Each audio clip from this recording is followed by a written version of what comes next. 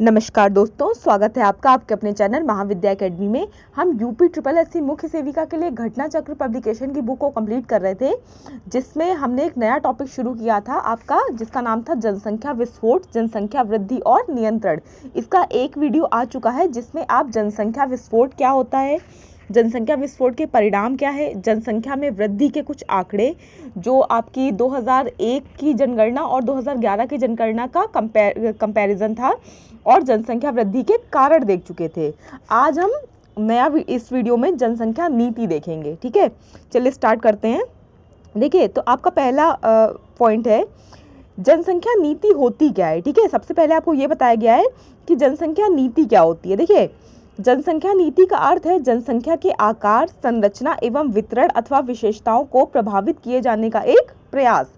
यानी कि मतलब एक चीज, एक नीति, एक कानून जिससे जनसंख्या के आकार, उसकी संरचना और उसका जो बिखराव है, उसकी जो विशेषताएं हैं, उसको प्रभावित किए जाने का, यानी उसको कैलकुलेट किए जाने का एक मीडियम है, एक माध्यम है। ठीक है, देखिए, व्यापक दायरे में यह उन आर्थिक एवं सामाजिक परिस्थितियों जिनके जनांकिकी परिणाम होने की संभावना हो को नियंत्रित करने के प्रयासों को शामिल करती है। दो प्रकार की जनसंख्या नीतियों के सुझाव प्रस्तुत किए गए हैं। ठीक है, अगर इसको एक ब्रॉड लेवल पे देखें, एक बड़े स्तर पे देखें, तो क्या है, ये आर्थिक और सामाजिक जो परिस्थितियां हैं, उनके जो जनांकिकी परिणाम होने की संभावना है, उनको नियंत्रित करने का प्रयास करती है। मतलब कोई भी एक सेक्टर है, ठीक है, वहाँ पे बहुत तेज़ी से कोई इकोनॉमिक चेंज हुआ है या कोई सोशल चेंज हुआ है, तो वो होने के बाद वहाँ पर जो रिजल्ट हो सकते हैं, उसके जो परिणाम हो सकते हैं, उन चीज़ों को कंट्रोल करने की कोशिश इसमें की जाती है। ठीक है, देखिए, दो प्रकार की जो जनसंख्या नीतियाँ हैं, उनके सुझाव प्रस्तुत किए गए हैं। एक है आपकी प्रसव विरोधी नीति, जिसका उद्देश्य जनसंख्या में वृद्धि को निरुत्साहित किया जाना है, और जो दूसरी है आपकी, वो है वितरण संबंधी नीति, जो जनसंख्या के वितरण संबंधी असंतुलन से संबंधित है। देखिए, दो प्रकार की जो जनसंख्या नीति, उनके सुझाव दिए जाते हैं, जिसमें से पहली कौन सी है, पहली है आपकी प्रसव विरोधी नीति। ठीक है, जिसका उद्देश्य क्या है, जिसका उद्देश्य है जो जन्म दर है उसको कम से कम करना। ठीक है, उसके ग्राफ को नीचे ले जाना। और जो दूसरी है वो है वितरण संबंधी नीति, जो जनसंख्या के वितरण संबंधी असंतुलनों से संबंधित है। नेक्स्ट देखिए, नेक्स्ट पॉइंट है आपका, भारत जैसे विकासशील देश की जनसंख्या नीति को ये लक्ष्य निर्धारित करने होंगे। देखिए, अब तक तो ये आपको एक कॉमन सेंस से बताया गया, यूनिवर्सल सेंस में, कि जनसंख्या नीति होती क्या है, जो पॉपुलेशन के जो लॉज आते हैं वो आते क्यों हैं। लेकिन अब हम किसके रेफरेंस में देखते हैं, इंडिया के रेफरेंस में देखते हैं। तो इंडिया जैसा जो डेवलपिंग नेशन है, जिसके अभी भी बहुत सारे इलाके पिछड़े हैं, वहाँ की जो जनसंख्या नीति है उसको कैसा होना चाहिए, तो उसके लिए बताया गया है जन्म दर को घटाना, यानी कि हमें अपनी जन्म दर को घटाना पड़ेगा।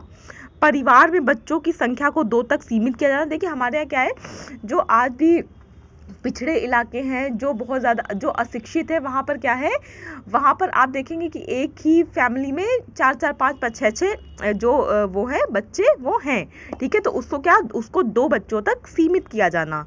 मृत्यु दर को कम किया जाना। भयानक ढंग से बढ़ रही जनसंख्या के परिणामों के संबंध में जनसाधारण की भी जागरूकता उत्पन्न करना। देखिए, जब तक लोगों को ये नहीं पता होगा कि जनसंख्या अगर बेहिसाब बढ़ जाएगी तो उसके परिणाम क्या होंगे, उसके जो भयानक परिणाम है, उसके जो दुष्परिणाम है वो क्या होंगे, तब तक लोग इसको कंट्रोल करने में सरकार का या देश का सहयोग नहीं करेंगे। ठीक है, तो ये इसलिए उनके बीच में जागरूकता लाना बहुत ज़रूरी है। नेक्स्ट देखिए, नेक्स्ट है आवश्यक गर्भ निरोधक साधनों की व्यवस्था करवाना। ठीक है, नेक्स्ट है आपका गर्भपात को वैध करवाए जाने जैसे कानूनों को अधिनियमित किया जाना। और लास्ट है आपका प्रोत्साहन एवं निरुत्साहन दिया जाना, यानी कि जो चीज़ें अच्छी हैं, जो करनी चाहिए जनसंख्या को कंट्रोल करने के लिए, उनको प्रोत्साहित करना, और जो चीज़ें हो रही हैं और नहीं होनी चाहिए, उनके लिए क्या है, लोगों को जागरूक करना, निरुत्साहित करना, यानी कि वो चीज़ें लोग क्या करें, धीरे धीरे उन चीज़ों पर कंट्रोल लाएं। देखिए, नेक्स्ट पॉइंट है आपका नेक्स्ट है दूसरी ओर इसके ये लक्ष्य भी होनी चाहिए कि घनी आबादी वाले क्षेत्रों में लोगों के केंद्रीकरण को नियंत्रित किया जाना, नए क्षेत्रों में प्रभावी ढंग से लोगों को बसाए जाने हेतु आवश्यक सार्वजनिक सुविधाएं उपलब्ध करवाया जाना तथा कार्यालयों को अपेक्षाकृत कम आबादी वाले क्षेत्रों में स्थानांतरित किया जाना। देखिए, एक और तो जो आपके लक्ष्य है वो आपको बता दिए हैं कि भारत जैसे विकासशील देशों के लिए जनसंख्या नीति के क्या लक्ष्य होने चाहिए। यहाँ आपको ये बता रहा है कि इसका जो डेमोग्राफिक चेंजेस हैं वो क्या होने चाहिए। देखिए, जैसे क्या होता है ना कि एक ही जगह पर क्या होता है, कोई जैसे बड़े शहर होते हैं वहाँ पर एक छोटे एरिया में ही एक बहुत घनी बस्ती बन जाती है, जिससे भी क्या है, जिससे जनसंख्या जो है वो मतलब असंतुलित हो जाती है। तो क्या किया जाना चाहिए, उस जनसंख्या को उसका एक प्रभावी वितरण किया जाना चाहिए, यानी कि हर जगह पर समान जनसंख्या हो। ऐसा ना हो कि किसी एक क्षेत्र में जनसंख्या इतनी ज़्यादा घनी है कि लोगों के पास एक छोटी जगह में हजारों लोग रह रहे हैं, और कहीं कहीं पर जो दूर दराज के क्षेत्र वहां पर जनसंख्या वितरण ऐसा है कि आपको लोग देखने को ही नहीं मिल रहे हैं। ठीक है, तो ऐसा नहीं होना चाहिए।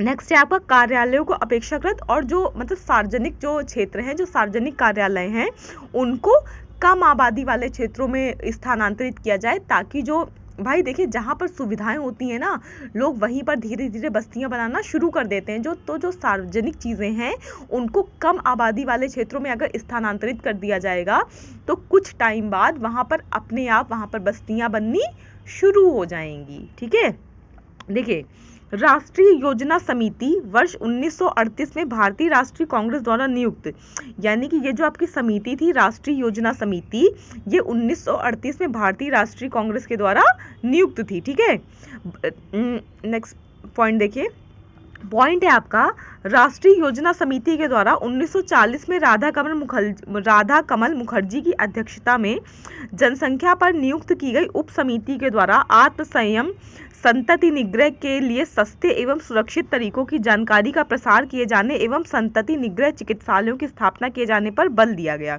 ठीक है, आपसे ये क्वेश्चन पूछा जा सकता है कि राष्ट्रीय योजना समिति जिसने क्या किया, जनसंख्या पर नियंत्रण के लिए कुछ उपाय दिए, वो किसकी अध्यक्षता में आई थी। तो ये आई थी आपकी राधा कमल मुखर्जी की अध्यक्षता में 1940 में।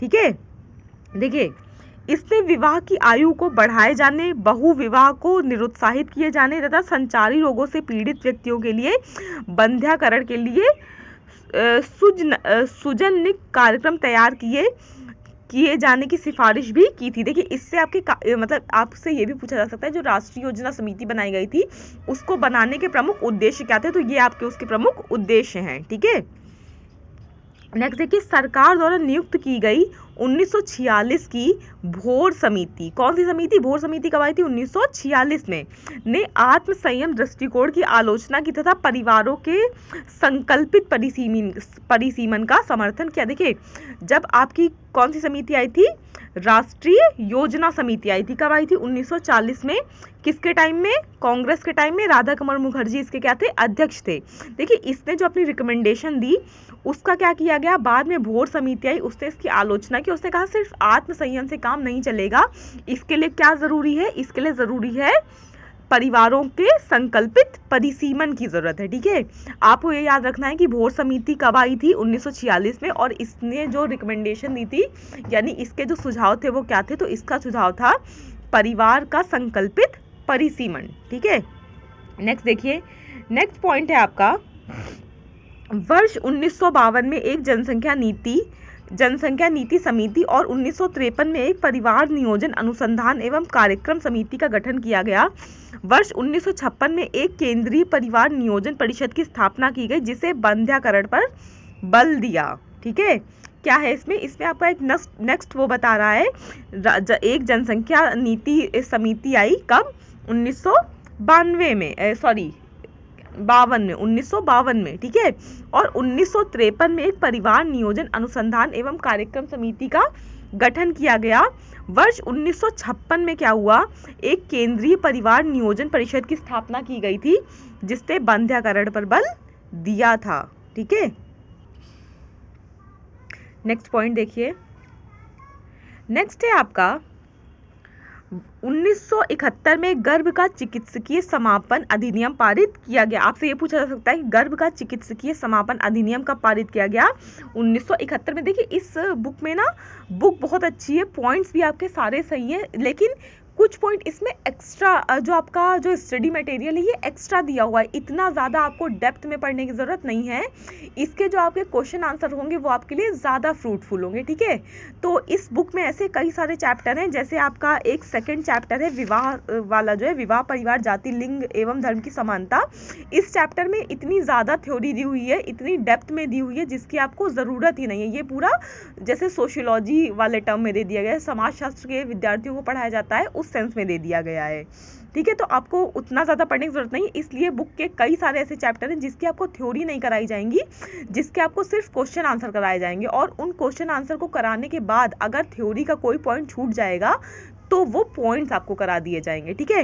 इस चैप्टर के बाद हम चैप्टर नंबर 2 के जो MCQs हैं, जो प्रैक्टिस क्वेश्चंस हैं, वो देखेंगे, और प्रैक्टिस क्वेश्चन कराने के बाद अगर आपकी थ्योरी का कोई पार्ट छूट गया होगा तो उसको भी आपका करा दिया जाएगा, लेकिन उसकी जो थ्योरी है जिसकी आपको ज़रूरत नहीं है उसको कराने का, उसको पढ़ाने का कोई बहुत ज़्यादा फ़ायदा, या आपको पढ़ने का उसको कोई बहुत ज़्यादा फ़ायदा होगा नहीं, क्योंकि वो आपके सिलेबस से एक्स्ट्रा चीज़ें दे दी गई हैं उसमें, ठीक है। चलिए अपने पॉइंट पे आते हैं। अप्रैल 1976 में तत्कालीन स्वास्थ्य एवं परिवार नियोजन मंत्री कर्ण सिंह ने संसद के समक्ष राष्ट्रीय जनसंख्या नीति को प्रस्तुत किया, जिसे सरकारी एवं गैर सरकारी संगठनों, शिक्षा संस्थानों, साथ ही साथ प्रतिष्ठित जनसांख्यिकीविदों एवं अर्थशास्त्रियों के साथ लंबे समय तक चले एवं गहन परामर्शों के बाद निर्धारित किया गया था, ठीक है। अप्रैल 1976 में क्या हुआ, तब के जो आपके स्वास्थ्य एवं परिवार नियोजन मंत्री थे कर्ण सिंह ने संसद के सामने एक राष्ट्रीय जनसंख्या नीति को प्रस्तुत किया। 1976 में राष्ट्रीय जनसंख्या नीति को किसने प्रस्तुत किया था? कर्ण सिंह ने, जो उस समय क्या थे, जो उस समय थे स्वास्थ्य एवं परिवार नियोजन मंत्री थे, ठीक है।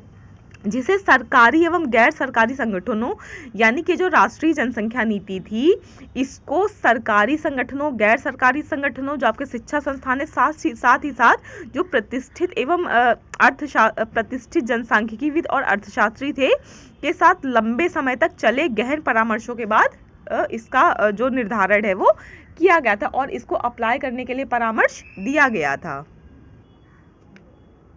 आगे देखिए आपका कुछ इंपॉर्टेंट फैक्ट्स दिए हुए हैं, जो जहां पर भी इस तरह का सिलेबस है वहां पर ये जो क्वेश्चंस हैं ये आपसे बार बार रिपीट करके रिपीटेड मोड में पूछे गए हैं। तो ये जो आपके पॉइंट्स हैं बहुत ज़्यादा इंपॉर्टेंट है, इसमें आप जो चीज़ें आपको लगी कि आप भूल सकते हैं उनको कहीं पर साथ ही साथ नोट करते जाइए, ठीक है। आपका फर्स्ट पॉइंट है इसमें भोर समिति की रिपोर्ट 1946 में प्रस्तुत, ठीक है। आपसे क्वेश्चन पूछा जाता है कि भोर समिति ने अपनी रिपोर्ट कब प्रस्तुत की थी, तो प्रस्तुत की थी 1946 में। नेक्स्ट पॉइंट देखिए, नेक्स्ट है आपका 1952 में परिवार नियोजन कार्यक्रम को प्रारंभ करने वाला भारत प्रथम राष्ट्र है। देखिए अब तक आपने जितना भी चैप्टर में थ्योरी पढ़ी है ना, ये उसको एक ही जगह पर कंसोलिडेट करके आपका जो पॉइंट्स है, जो इंपॉर्टेंट पॉइंट्स बन सकते हैं, उसको दे दिया गया है, ठीक है। 1952 में परिवार नियोजन कार्यक्रम को प्रारंभ करने वाला भारत प्रथम राष्ट्र है, ठीक है। आपसे ये पूछा जा सकता है कि परिवार नियोजन कार्यक्रम को लागू करने वाला, को प्रारंभ करने वाला दुनिया का पहला राष्ट्र कौन सा है, तो वो है अपना भारत, ठीक है। देखिए क्योंकि दूसरी जगहों पर इतनी ज़्यादा जनसंख्या ही नहीं है कि उनको कंट्रोल करना पड़े, चीन को छोड़कर। 1977 में परिवार कल्याण कार्यक्रम पर नीतिगत बयान, दोनों ही बयानों को संसद के पटल पर रखा गया था, किंतु इन पर कभी भी चर्चा नहीं की गई और ना ही इन्हें कभी अपनाया गया, ठीक है। नेक्स्ट देखिए, नेक्स्ट है 1983 की राष्ट्रीय स्वास्थ्य नीति के द्वारा स्वैच्छिक प्रयासों के माध्यम से जनसंख्या स्थिरीकरण के लक्ष्य की दिशा में अग्रसर होते हुए छोटे परिवार के मानक को हासिल किया जाना। स्वास्थ्य नीति को अपनाए जाते समय संसद ने एक पृथक राष्ट्रीय जनसंख्या नीति की आवश्यकता पर बल दिया था। देखिए 1983 में क्या हुआ था, में राष्ट्रीय स्वास्थ्य नीति के द्वारा, यानी कि स्वैच्छिक प्रयास, यानी कि अपने माध्यम से, यानी कि सब लोग अपनी इच्छा से प्रयास करें, उसके माध्यम से जनसंख्या स्थिरीकरण के लक्ष्य की ओर अग्रसर होते हुए छोटे परिवार के मानक को हासिल किया। यानी कि लोगों में इस तरह की जागरूकता फैलाई गई कि लोग अपनी इच्छा से जो परिवार है उसको क्या करें, उसको छोटा करें, ठीक है। और स्वास्थ्य नीति को अपनाए जाते समय जो संसद थी उसने इस बात पर बहुत बल दिया था, उसने इस बात के सुझाव दिए थे जो राष्ट्रीय जनसंख्या नीति है उसको लागू करना चाहिए। नेक्स्ट देखिए, नेक्स्ट है आपका पॉइंट राष्ट्रीय विकास परिषद, ठीक है। नेशनल डेवलपमेंट काउंसिल ने 1991 में जनसंख्या पर करुणाकर की अध्यक्षता में एक समिति को नियुक्त किया। इंपॉर्टेंट पॉइंट है आपका क्या, राष्ट्रीय विकास परिषद की स्थापना मतलब कब हुई थी, कि इसकी नियुक्ति कब हुई थी, किसकी अध्यक्षता में हुई थी, अध्यक्षता में किसकी हुई थी, करुणाकर की अध्यक्षता में हुई थी। कब हुई थी, 1991 में हुई थी, ठीक है। देखिए करुणाकर रिपोर्ट राष्ट्रीय विकास परिषद की रिपोर्ट जनसंख्या पर एनडीसी समिति, ठीक है। कौन सी समिति, एनडीसी समिति।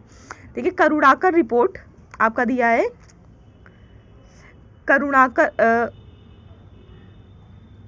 करुणाकर रिपोर्ट जिसका वर्ष 1993 में एनडीसी के द्वारा अनुमोदन किया गया था, के द्वारा विकास, जनसंख्या वृद्धि एवं पर्यावरण संरक्षण के एक दीर्घकालीन समग्र विचार को अपनाए जाने तथा कार्यक्रमों के निर्धारण के लिए नीतियों एवं मार्गदर्शन सुझाने तथा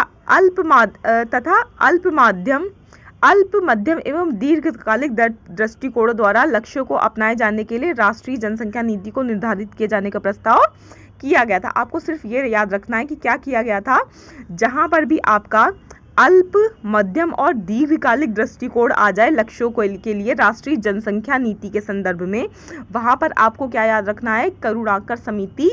और एक चीज दूसरी क्या याद रखनी है, दूसरी आपको याद रखना है क्या, राष्ट्रीय विकास परिषद, ठीक है। देखिए एग्जाम के लिए अगर आप की पॉइंट्स याद रख लेते हैं ना तो आप वो चीजें नहीं भूलेंगे, क्योंकि थ्योरी आप एक सर्टेन टाइम के बाद चीजें भूलने लगते हैं थ्योरी पढ़ी हुई। नेक्स्ट देखिए, नेक्स्ट है आपका एमएस स्वामीनाथन की अध्यक्षता में 1993 में एक विशेषज्ञ समूह को राष्ट्रीय जनसंख्या नीति का मसौदा तैयार करने के लिए कहा गया, जिस पर पहले मंत्रिमंडल और फिर संसद के द्वारा चर्चा की जानी थी। एमएस स्वामीनाथन की अध्यक्षता में कब, याद रखिएगा, 1993 में एक विशेषज्ञ समूह को किस चीज का मसौदा तैयार करने के लिए कहा गया था, राष्ट्रीय जनसंख्या नीति का मसौदा। किसकी अध्यक्षता में, एमएस स्वामीनाथन की अध्यक्षता में, और कब, 1993 में, ठीक है। 3 पॉइंट इसके याद रखिएगा। नेक्स्ट देखिए, नेक्स्ट है आपका वर्ष 1994 में एमएस स्वामीनाथन की अध्यक्षता वाले एक विशेषज्ञ समूह द्वारा तैयार की गई रिपोर्ट प्रस्तुत की गई। आपसे क्वेश्चन ये पूछा जाता है कि एमएस स्वामीनाथन ने अपनी जो रिपोर्ट है वो कब प्रस्तुत की थी, तो याद रखिएगा 1994 में प्रस्तुत की थी, ठीक है।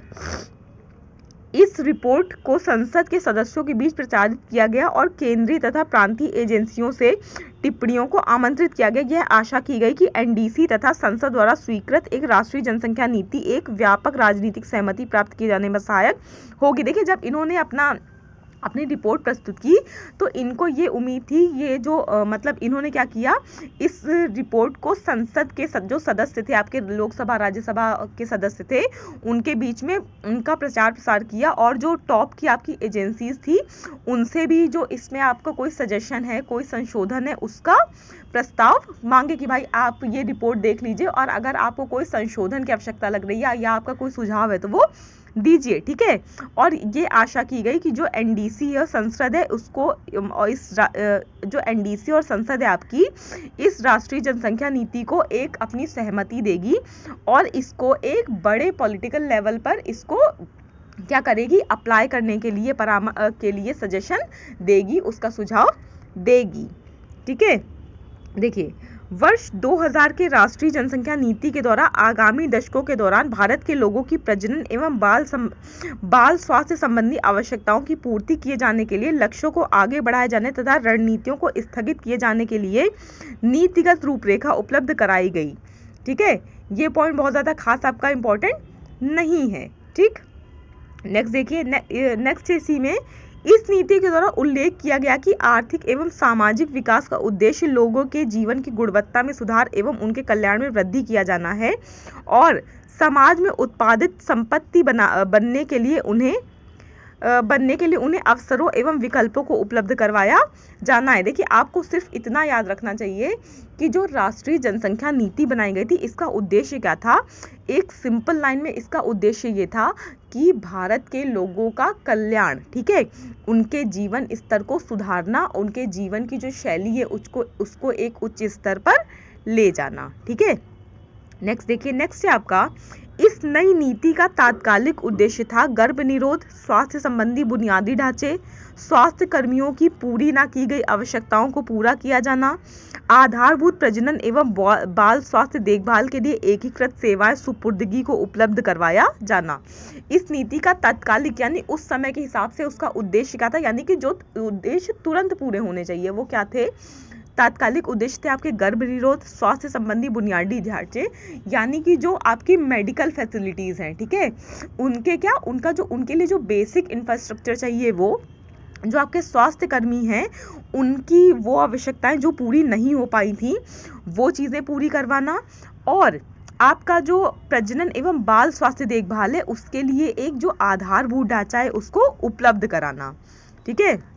देखिए वर्ष 2045 तक एक स्थिर जनसंख्या को हासिल किया जाना, वर्ष 2010 तक प्राप्त किए जाने के लिए अनेक सामाजिक जनसांख्यिकीय लक्ष्यों को निर्धारित किया जाना। इस नीति में एक चीज़ ये भी थी जो इम्पोर्टेंट है, जो आपको याद रखनी है, कि जो आपकी ये बनी थी राष्ट्रीय जनसंख्या नीति थी, ठीक है, इसका जो तत्कालिक उद्देश्य जो थे वो आपके ऊपर बता दिए गए हैं, ठीक है, लेकिन इसका एक ये भी था कि 2045 तक, वर्ष 2045 तक एक भारत में स्थिर जनसंख्या के लक्ष्य को हासिल करना है, ठीक है, और वर्ष 2010 तक प्राप्त किए जाने के लिए अनेक सामाजिक जनसांख्यिकीय लक्ष्य को निर्धारित किया गया था, यानी कि कुछ लक्ष्यों को टुकड़ों में डिसाइड किया गया था कि इस वर्ष तक हमें ये कर लेना है, इस वर्ष तक ये कर लेना है, और जो आपका लॉन्ग टर्म में जो गोल था, जो इनका एक लॉन्ग टर्म का गोल अचीव करना था, वो क्या था कि 2045 तक हम एक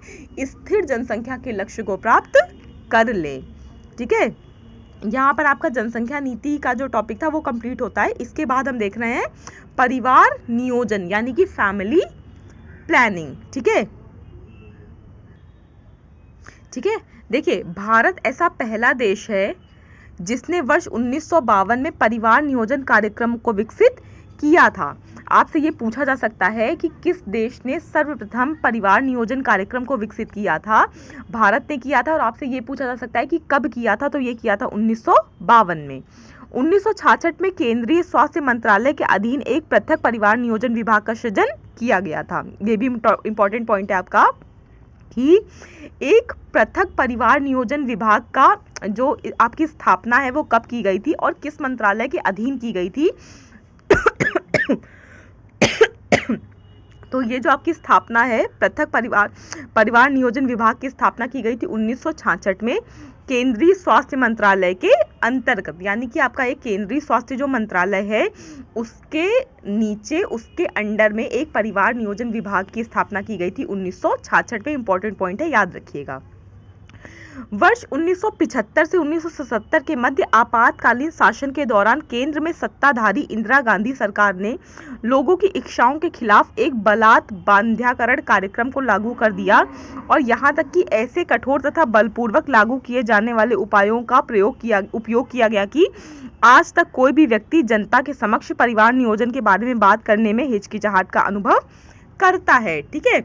आपको चीजें पता होंगी 1975 से 1977 के बीच में जो आपकी इंदिरा गांधी गवर्नमेंट थी उसमें जो इस तरह की चीज़ें थी वो बहुत मतलब वो फोर्सफुली लोगों से कराई गई थी, जबकि ये चीज़ें क्या थी, इसमें इस नीति में था कि लोग स्वैच्छिक रूप से करें, लेकिन तब क्या था, लोगों को फोर्सफुली जनसंख्या नीति पर जो कंट्रोल करने के जो उपाय होते हैं, नसबंदी वगैरह, इस तरह की चीज़ें आपने सुनी होंगी, ठीक है, आपको पता होंगी। नेक्स्ट देखिए, नेक्स्ट है वर्ष 1977 में जनता पार्टी की सरकार ने बाध्यता को समाप्त करते हुए एक नई जनसंख्या नीति का सूत्रपात किया। देखिए जब 1977 में जनता पार्टी की सरकार आई तो उसने क्या किया, उसने जनसंख्या नीति के लिए जो लोगों को बाध्य किया जा रहा था उस चीज़ को खत्म किया और उसके लिए एक नई जनसंख्या नीति लाई, ठीक है। एक नई जनसंख्या नीति को उन्होंने जनता के बीच में प्रस्तुत किया। कार्यक्रम की स्वीकार्यता पूरी तरह से स्वैच्छिक बना दी गई, यानी कि इसमें जब इंदिरा गांधी की सरकार के टाइम पे क्या था कि लोगों को उसके लिए बाध्य किया जा रहा था जनसंख्या नीति को मतलब अप्लाई करने के लिए, भाई उसके लिए उनको फोर्सफुली वो चीज़ें करवाई जा रही थी कि भाई जिससे क्या हो, जनसंख्या नीति कंट्रोल हो। लेकिन जब जनता पार्टी की सरकार आई, इन्होंने जो जनसंख्या नीति प्रस्तुत की उसमें ये जो कार्यक्रम था इसको पूरी तरह से स्वैच्छिक बना दिया गया, यानी कि ये नागरिक अपनी क्या करेंगे, अपनी इच्छा से करेंगे, उनको बाध्य नहीं किया जाएगा। देखिए, परिवार नियोजन विभाग का नाम बदलकर परिवार कल्याण विभाग कर दिया गया। जो परिवार नियोजन आपका विभाग बना था, किसके अंतर्गत बना था? केंद्रीय स्वास्थ्य मंत्रालय के अंतर्गत 1966 में जो परिवार नियोजन विभाग बना था उसका नाम बदलकर क्या कर दिया गया? उसका नाम बदलकर कर दिया परिवार कल्याण विभाग, ठीक है, कर दिया गया। और ऐसे कार्य जो उसकी सामर्थ्य से के बाहर थे, जैसे परिवार कल्याण के समस्त पहलुओं जिसमें महिलाओं के शैक्षिक स्तर में सुधार किया जाना शामिल था, को भी इसमें सम्मिलित कर दिया गया। देखिए, इसमें जब इसका नाम बदल दिया गया, परिवार कल्याण विभाग कर दिया गया, किसकी सरकार में किया गया? जनता पार्टी की सरकार में किया गया, ये याद रखिएगा, ठीक है। जब आपका ये विभाग बना था केंद्रीय स्वास्थ्य मंत्रालय के अंतर्गत, तो उस टाइम कांग्रेस की सरकार थी, लेकिन जब इसका नाम परिवार कल्याण विभाग किया गया तो उस टाइम जनता पार्टी की सरकार थी, ठीक है। और इसको करने के बाद, आपका नाम बदलने के बाद, इन्होंने इस विभाग के अंतर्गत कई सारे मुद्दों को लिया, कई सारे मुद्दों को शामिल किया, जिसमें जैसे जो महिलाओं का उत्थान है, उनकी शिक्षा में सुधार करना है, उनके स्वास्थ्य में सुधार करना है, इन सब चीज़ों को भी शामिल किया। हालांकि उस टाइम पे इतना इनके पास जो संसाधन वो अवेलेबल नहीं थे, फिर भी इन्होंने उन चीज़ों को भी इसमें शामिल करने की कोशिश की जो इनके सामर्थ्य के बाहर की थी, ठीक है।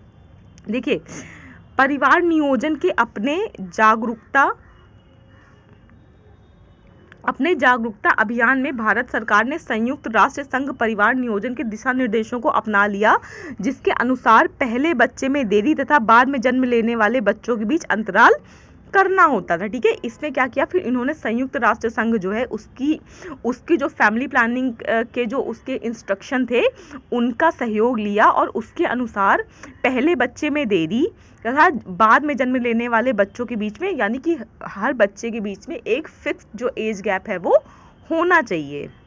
नेक्स्ट देखिए, नेक्स्ट है, इस कार्यक्रम को न केवल जनसंख्या स्थिरीकरण लक्ष्यों को प्राप्त करने के लिए पुनर्स्थापित किया गया, बल्कि यह कार्यक्रम प्रजनन स्वास्थ्य को भी बढ़ावा देता है। इसके साथ साथ मातृ, शिशु और बाल मृत्यु दर एवं रोग दर को भी कम करता है, ठीक है। ये जो कार्यक्रम था इसने सिर्फ जनसंख्या की जो रोकथाम थी, जनसंख्या को जो नियंत्रित करने के तरीके थे, सिर्फ यही इसका लक्ष्य नहीं था। इसका लक्ष्य ये भी था कि कैसे हम स्वस्थ प्रजनन को बढ़ावा दे पाएं। भाई ऐसा होता ना कि पहले इतनी ज़्यादा जो मेडिकल फैसिलिटीज़ थी वो नहीं थी, तो जो आपका एक जन्म देने के दौरान मतलब बहुत बार ऐसा होता कि माँ की मृत्यु हो गई या बच्चे की मृत्यु हो गई, तो इस तरह की चीज़ों को कम करना और एक स्वस्थ प्रजनन, यानी कि जिससे माँ और बच्चा दोनों क्या रहें, स्वस्थ रहें, इस तरह की चीज़ों पर फोकस किया गया। जो मातृ और शिशु और बाल मृत्यु दर है वो किस वजह से हो रही हैं, उनके रोग को कम करने के लिए भी इसमें प्रयास किए गए थे, ठीक है। नेक्स्ट आपका टॉपिक है मिशन परिवार विकास, ठीक है। मिशन परिवार विकास क्या है देख लीजिए। मिशन परिवार विकास है आपका स्वास्थ्य और परिवार कल्याण मंत्रालय ने 2016 में मिशन परिवार विकास की शुरुआत की थी। बहुत इंपॉर्टेंट पॉइंट देखिए, जो चीज़ें इस टाइम नरेंद्र मोदी गवर्नमेंट में हुई हैं, ठीक है, वो तो बहुत ज़्यादा इंपॉर्टेंट है, क्योंकि इस टाइम भी क्या है, सेम गवर्नमेंट रिपीट मोड में चल रही है, उसका दूसरा कार्यकाल चल रहा है। तो इस सरकार के कार्यकाल में जो भी नीतियाँ आई थी वो आपकी बहुत ज़्यादा इंपॉर्टेंट है, और ये आपकी एक तरह से जो आपका कंटेम्प्रेरी करंट अफेयर होता है वो भी है। तो ये याद रखिएगा, स्वास्थ्य और परिवार कल्याण मंत्रालय ने 2016 में मिशन परिवार विकास की शुरुआत की थी। आपसे क्वेश्चन पूछे जा सकते हैं इसमें दो, मिशन परिवार विकास की शुरुआत कब की गई थी, तो कब की गई थी, 2016 में।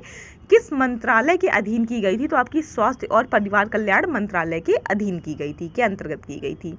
देखिए, मिशन परिवार विकास सर्वाधिक कुल प्रजनन दर वाले देश में वाले देश के 7 राज्यों उत्तर प्रदेश, बिहार, राजस्थान, मध्य प्रदेश, छत्तीसगढ़, झारखंड तथा असम के उच्च प्रजनन वाले 146 जिलों में स्वास्थ्य प्रणाली के सभी स्तरों पर गर्भ निरोधक तरीकों की उपलब्धता सुनिश्चित करने के उद्देश्य से विशेष ध्यान दिया गया है। देखिए इसमें परिवार विकास, जो आपका मिशन परिवार विकास था, इसमें जो आपके पूरे देश के जो 7 सबसे ज्यादा प्रजनन दर वाले जिले, यहाँ यानी कि जहाँ पर जो आपकी प्रजनन दर है वो सबसे ज्यादा है, वो आपको 7 राज्य भी याद रखने। कौन सा है? सबसे पहले अपना उत्तर प्रदेश है, दूसरा है अपना पड़ोसी बिहार, ठीक है, फिर है राजस्थान, मध्य प्रदेश, छत्तीसगढ़, झारखंड और असम। देखिए इससे भी आप ये जो 7 राज्य है ना, इससे भी क्वेश्चन बन सकता है कि जो आपका मिशन परिवार विकास है, इसमें कौन कौन से आपके प्रदेश शामिल है, ठीक है। तो ये भी आपको ऑप्शन में दिया जा सकता है, एक कोई अन्य दे देगा या इनमें से कोई एक नहीं देगा, ठीक है। तो याद रखिएगा, उत्तर प्रदेश है, बिहार है, राजस्थान है, मध्य प्रदेश है, छत्तीसगढ़ है, झारखंड है और असम है। इन 7 जिलों के जो 146, इन 7 प्रदेशों के जो 146 जिले हैं, उनमें स्वास्थ्य प्रणाली के सभी स्तरों पर जो गर्भ निरोधक तरीकों की उपलब्धता सुनिश्चित कराने के उद्देश्य से भी इसको विकसित किया गया था, ठीक है। इसका जो समग्र लक्ष्य है, भारत की कुल प्रजनन दर को 2025 तक 2.1 तक कम करना है। वेरी इंपॉर्टेंट पॉइंट है क्या, कि जो आपका मिशन परिवार विकास है, इसका लक्ष्य क्या है, इसका जो समग्र लक्ष्य है, यानी कि एक जो इसका बड़ा लक्ष्य है, टोटल लक्ष्य है, वो क्या है, भारत की कुल प्रजनन दर को वर्ष 2025 तक, बहुत ज्यादा इंपॉर्टेंट है ये याद रखिएगा, वर्ष 2025, ठीक है, समग्र भारत की कुल प्रजनन दर को वर्ष 2025 तक 2.1 तक लाना है। आपसे क्वेश्चन पूछा जाएगा, मिशन परिवार विकास का मुख्य लक्ष्य क्या है, मुख्य उद्देश्य क्या है, तो इसका मुख्य उद्देश्य है भारत की कुल प्रजनन दर को वर्ष 2025 तक 2.1 तक कम करना, ठीक है। नेक्स्ट देखिए, नेक्स्ट है आपका परिवार नियोजन में अपनाए जाने वाले तरीके हैं, कौन कौन से, यानी कि जो परिवार नियोजन है इसके लिए कौन कौन से तरीके अपनाए जाते हैं। एक है आपका नसबंदी, लूप, गोलियां, प्रत्याहार यानी कि विड्रॉल, रिदम, शीत तथा डायफ्राम। कंडोम तथा गोलियां उच्च सामाजिक आर्थिक समूहों के बीच सर्वाधिक लोकप्रिय प्रतीत होती हैं तथा निम्न सामाजिक स्तर से संबंध रखने वाले लोगों के द्वारा नसबंदी को अधिक प्राथमिकता दी जाती है, ठीक है। यानी कि ये आपके परिवार नियोजन के तरीके बताए गए हैं। नेक्स्ट देखिए, नेक्स्ट है आपका परिवार कल्याण कार्यक्रम, ठीक है। परिवार कल्याण कार्यक्रम था, इसके अंतर्गत आप क्या चीजें थी, इसके अंतर्गत जो प्रमुख रणनीतियां थी वो क्या थी, देख लीजिए किसके अंतर्गत, परिवार कल्याण कार्यक्रम के अंतर्गत।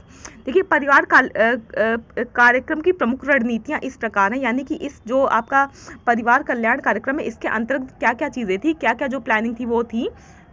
पहला है आपका स्वास्थ्य सेवाओं के साथ एकीकरण, यानी कि जो स्वास्थ्य सेवाएं हैं ये क्या हो, इनको ज्यादा से ज्यादा सेंट्रलाइज्ड किया जाए। माँ एवं शिशु स्वास्थ्य के साथ एकीकरण, ग्रामीण क्षेत्रों में संकेंद्रण, साक्षरता, स्तनपान, विवाह की आयु को बढ़ाया जाना, न्यूनतम आवश्यकता कार्यक्रम, प्रोत्साहन और मास मीडिया। देखिए ये जो आपके पॉइंट है ना, 9 पॉइंट्स दिए हुए हैं, इन पॉइंट को क्या कर लीजिए, कहीं पर नोट कर लीजिए या इसका स्क्रीनशॉट ले लीजिए, ये बहुत ज़्यादा इंपॉर्टेंट है। आपसे पूछा जा सकता है कि परिवार कल्याण कार्यक्रम के अंतर्गत क्या क्या चीज़ें शामिल है, तो इसके अंदर शामिल है आपका स्वास्थ्य सेवाओं के साथ एकीकरण, माँ एवं शिशु स्वास्थ्य के साथ एकीकरण, ग्रामीण क्षेत्रों में संकेंद्रण, साक्षरता, स्तनपान, विवाह की आयु को बढ़ाया जाना, न्यूनतम आवश्यकता कार्यक्रम, प्रोत्साहन और मास मीडिया, ठीक है। ये जो 9 है ये क्या है, इसके प्रमुख कार्यक्रम है या इसकी प्रमुख रणनीतियां हैं। नेक्स्ट पॉइंट देखिए, आपके चैप्टर का लास्ट पॉइंट है जनसंख्या विस्फोट को नियंत्रित करने के लिए सुझाए गए उपाय, ठीक है। किसके अंतर्गत, जो आपका जनसंख्या नीति है इसके अंतर्गत जनसंख्या विस्फोट को नियंत्रित किए जाने के लिए जो उपाय सुझाए गए हैं वो क्या क्या हैं, देख लीजिए। पहला है आपका प्रोत्साहन बनाम हतोत्साहन, यानी कि जो अच्छी चीज़ें हैं उसके लिए लोगों को उत्साहित करना और जो खराब चीज़ें हैं उसके लिए लोगों को निरुत्साहित करना, यानी कि उसके लिए लोगों को जागरूक करना कि भाई ये चीज़ें अच्छी नहीं है, ये चीज़ें नहीं होनी चाहिए, ठीक है। अंचलों एवं क्षेत्रों में विभाजन, यानी कि जो जनसंख्या है इसका समान जो आपका वितरण है वो किया जाए। नए गर्भ निरोधकों की तलाश, विवाह योग्य आयु में वृद्धि किया जाना। भाई देखिए, अगर विवाह की एज को बढ़ा दिया जाएगा ना तो भी जो जनसंख्या है इसमें क्या होगा, ये इसका जो ग्राफ है वो नीचे की तरफ जाएगा। आर्थिक विकास, गैर सरकारी संगठनों की भूमिका, यानी कि जो इसमें एनजीओज वगैरह हैं वो भी इसमें इसके लिए जागरूकता का काम कर सकते हैं। शिक्षा का और अधिक प्रसार करना, देखिए अगर लोग शिक्षित होंगे ना तो वो इन चीज़ों का जो दुष्परिणाम है, जो इनके जो हार्मफुल जो रिजल्ट आएंगे बाद में वो समझेंगे कि भाई अगर जनसंख्या विस्फोट होगा, जो जनसंख्या है वो ज़रूरत से ज़्यादा बढ़ जाएगी और हमारे देश में संसाधन सीमित है तो क्या होगा, इससे आगे चलकर बहुत सारी जो समस्याएं हैं वो उत्पन्न होंगी। ठीक है, तो इसी पॉइंट के साथ आपका ये जो चैप्टर था जनसंख्या विस्फोट, जनसंख्या वृद्धि और नियंत्रण, ये कंप्लीट हो गया है, इसकी थ्योरी। नेक्स्ट जो आपका वीडियो आएगा उसमें हम इसके क्वेश्चन आंसर देख लेंगे। इसमें टोटल आपके 18 क्वेश्चन है, एक वीडियो में ये कंप्लीट हो जाएंगे। ठीक है, देखिए इस सीरीज को कंप्लीट देखिए और बहुत सारे इसमें आपके 3-4 चैप्टर ऐसे हैं जिनकी इसमें आवश्यकता से अधिक थ्योरी दी हुई है बुक में, तो उसकी आपको थ्योरी नहीं कराई जाएगी, उसके आपको डायरेक्ट क्वेश्चन आंसर कराए जाएंगे। और क्वेश्चन आंसर कराने के बाद, ठीक है, क्वेश्चन आंसर में जो पॉइंट्स कंप्लीट हो जाएंगे वो ठीक है, उसको कराने के बाद जो आपके 2-4 पॉइंट्स छूट जाएंगे चैप्टर से थ्योरी के, जो आपके एग्जाम के लिहाज से ज़रूरी हैं वो आपको करा दिए जाएंगे। ठीक है, तो नेक्स्ट वीडियो में हम देखेंगे इसी के क्वेश्चन आंसर। सीरीज को कंप्लीट देखिए, 1 से 2 बार रिवीजन ज़रूर करिएगा और अपने शॉर्ट नोट साथ ही साथ बनाते जाइए। बहुत जल्दी उम्मीद है कि आयोग के द्वारा आपकी शॉर्ट लिस्टिंग का जो मतलब शॉर्ट लिस्टिंग वाली जो लिस्ट है वो आ जाएगी। तो अपनी पढ़ाई से डाइवर्ट मत होइए, अच्छे से पढ़िए, फोकस होकर पढ़िए। ठीक है, वीडियो देखने के लिए thank you so much. Please like, share और सब्सक्राइब करना मत भूलिएगा। Thank you.